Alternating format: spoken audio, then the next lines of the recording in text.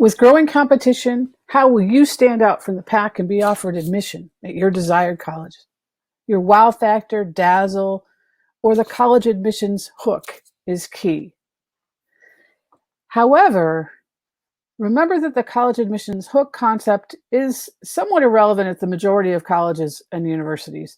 Most state institutions admit on some combined requirement of test scores, GPA, class rank, and merit scholarships for most private colleges are based on similar requirements.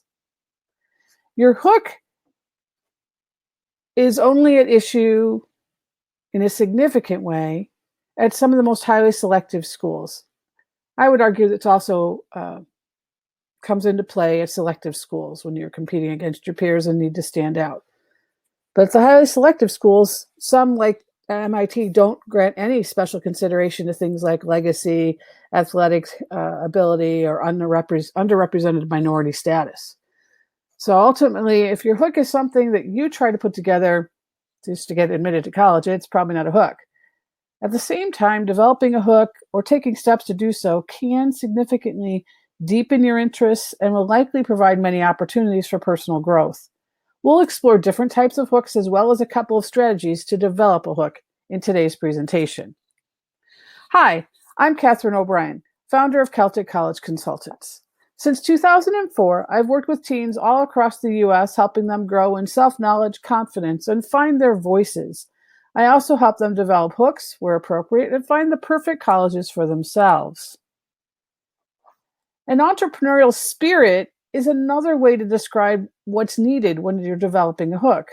In my work as a college consultant, my forays into working with other homeschoolers and other Catholics have led me to speak at numerous professional conferences, as well as to write books, including multiple editions of a college guide. So this process, developing a hook, is one that can serve you throughout your life, developing my career, brand, different ways I can serve the community. I hope you can see the parallel. Let's start by explaining what's meant by a hook for admissions.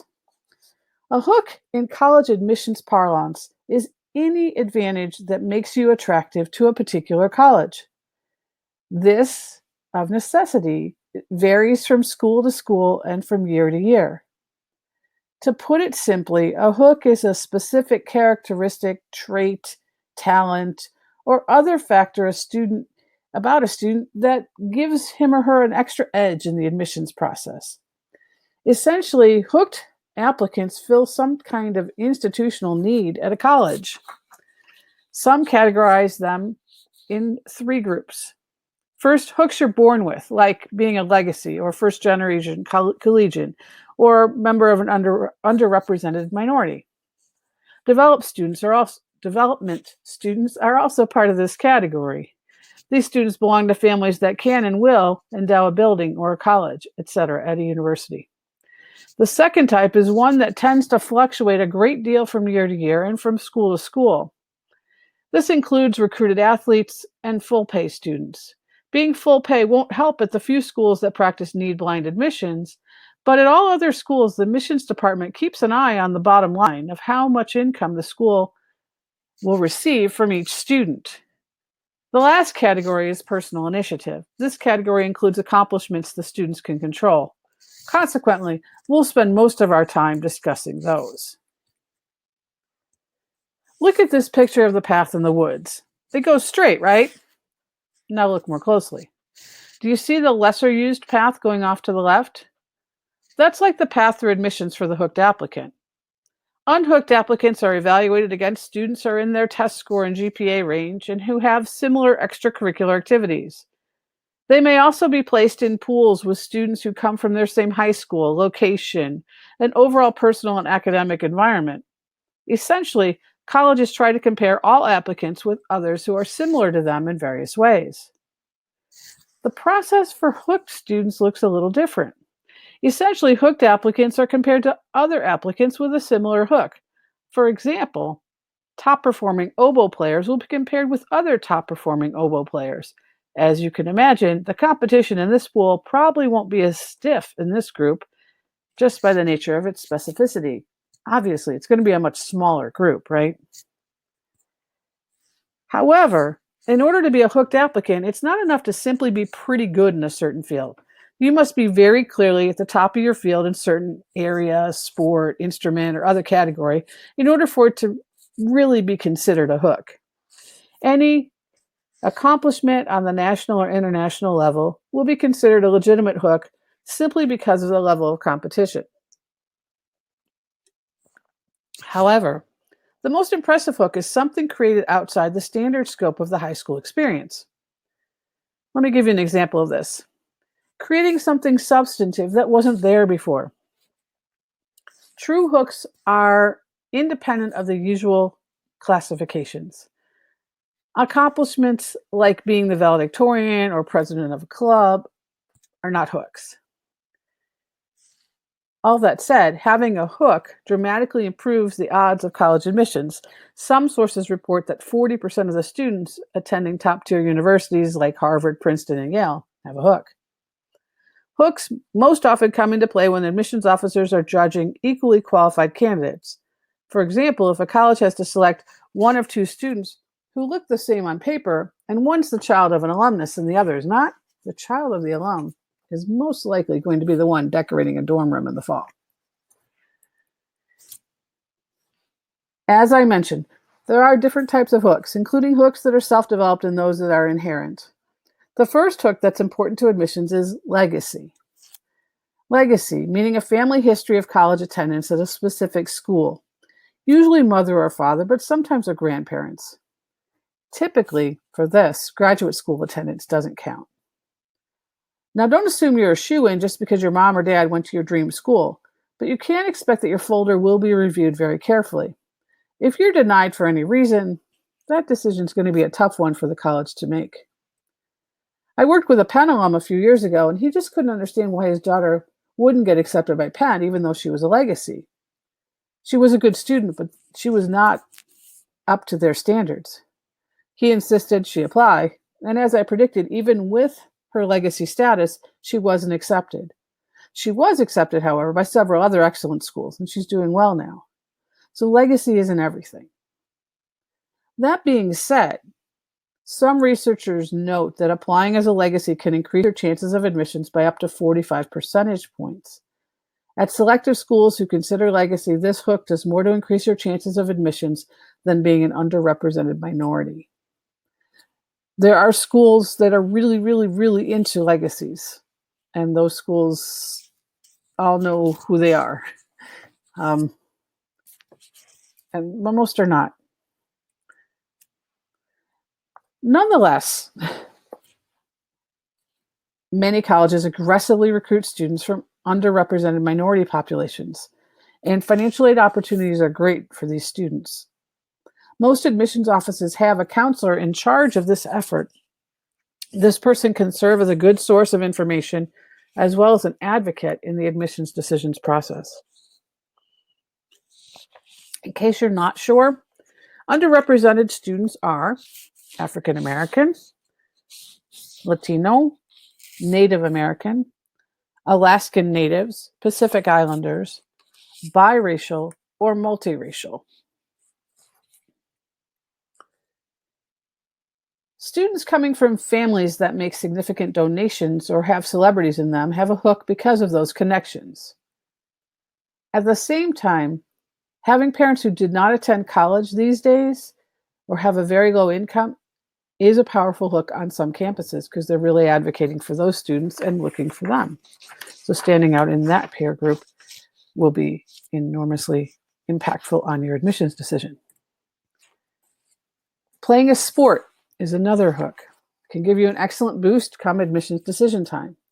If you're a superstar, you can earn a full scholarship, but even a less exceptional track record can up the odds for college acceptance.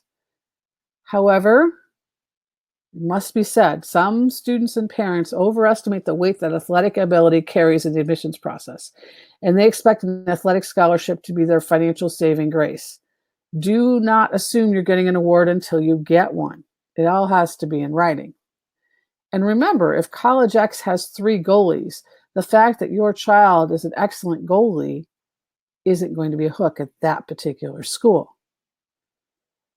And because of the way things are balanced, it's tougher for guys who don't play football because most of the money goes to football. So just, the drill. Be aware. And you have to recognize that this is a school by school, year by year situation for athletes of your caliber in your position. So there is variability from year to year.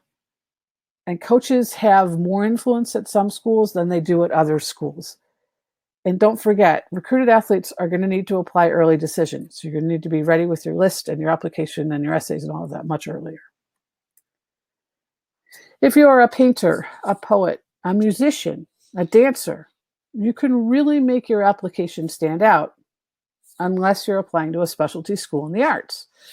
In that case, your talent must compete against the talent of all the other applicants. However, if you're applying to a more generalized college or university, being an artist may balance any weaknesses in your application and may improve your chances of receiving a college admissions letter. Remember, you're bringing a huge amount of diversity because of your artistic gifts.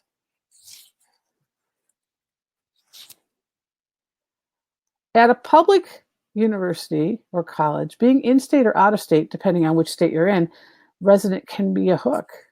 And many institutions coming from an underrepresented region can also be an advantage. Southeastern colleges love to see North Dakota and Montana zip codes on applications, while Southwestern schools welcome candidates from Vermont and Maine, and vice versa. This is also true at private schools, many of whom are seeking a class with students from every state or from many foreign countries.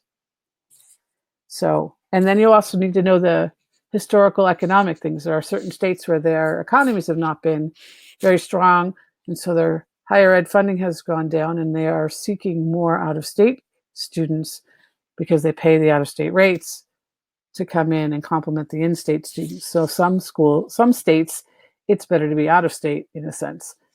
So you just need to look, but your geographical situation can be a hook. Another reason that one student gets admitted to a particular college while a similar seeming applicant does not can be due to a fuzzy factor known as institutional needs. These needs, as I've mentioned, vary from college to college and from year to year and could relate to a host of factors, academic, athletic, or otherwise. Ultimately, the best way to prepare for this invisible hook is to apply to colleges to which you're well suited. So, how do you find your hook? How do you develop a hook? I've got a couple of strategies to share with you on this. And the first strategy, do a little research to figure out what your choice colleges might find attractive. For example, a female interested in engineering, a male interested in nursing, a community activist, an entrepreneur, screenwriter. Perhaps your top choice university recently introduced a new major or multidiscipline program and is looking to increase enrollment in that area. Could be the same thing with a sports team or other new endeavor that the college is taking.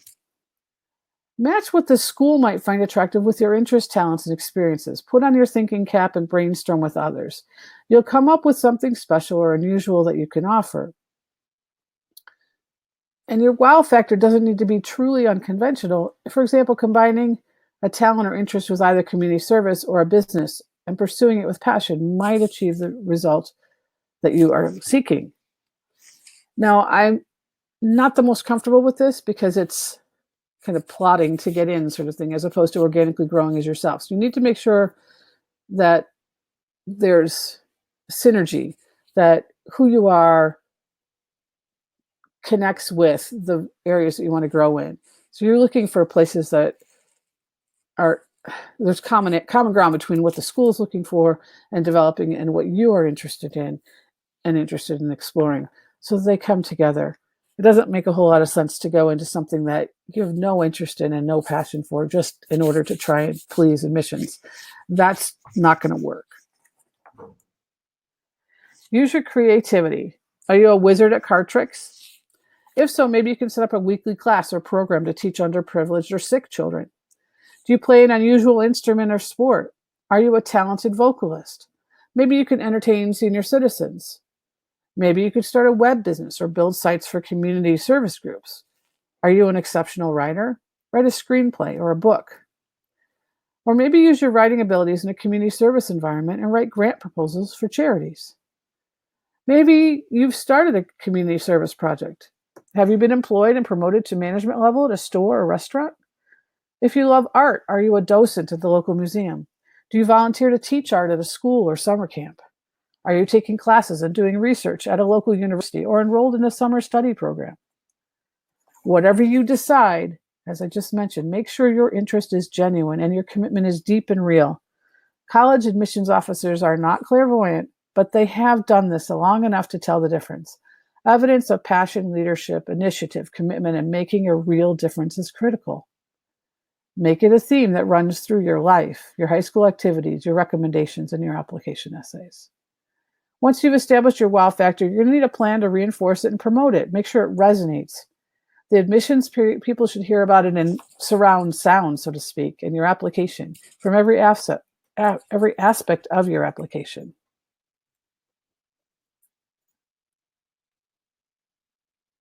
If the admissions officers reading your application stop and wonder how you managed to do what you did, it's a big plus.